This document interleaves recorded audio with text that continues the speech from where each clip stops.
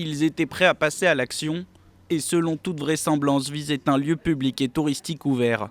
L'enquête et l'analyse des ordinateurs doivent encore déterminer le lieu exact, mais aussi le rôle de chacun dans la préparation d'un attentat qui a été déjoué in extremis. Quelques informations sur le profil des interpellés sont déjà connues. L'adolescente de 16 ans, qui avait prêté allégeance à l'État islamique dans une vidéo, devait se marier avec un autre des suspects. Mais d'après sa mère, la jeune fille a été embrigadée et abusée alors qu'elle était fragile. Je tiens à dire que ma fille est innocente des accusations qu'on lui porte. Je suis combative, je reste là pour elle et je resterai jusqu'à qu'elle revienne à la maison.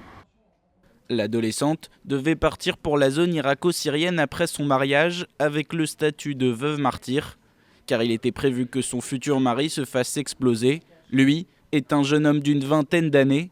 Il a grandi dans les Ardennes et avait été fiché S en 2015 après avoir tenté de rejoindre la Turquie.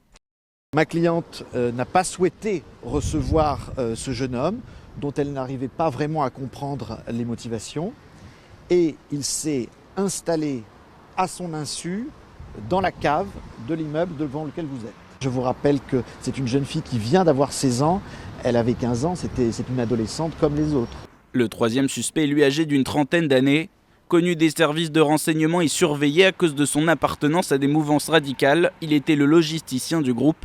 C'est lui qui devait fournir des faux papiers à la jeune fille pour qu'elle rejoigne la Syrie. Il pourrait être également celui qui a inspiré le couple. Le quatrième suspect interpellé ce vendredi a quant à lui été relâché. Il était présent lors des arrestations mais n'aurait a priori aucun lien avec le projet d'attentat.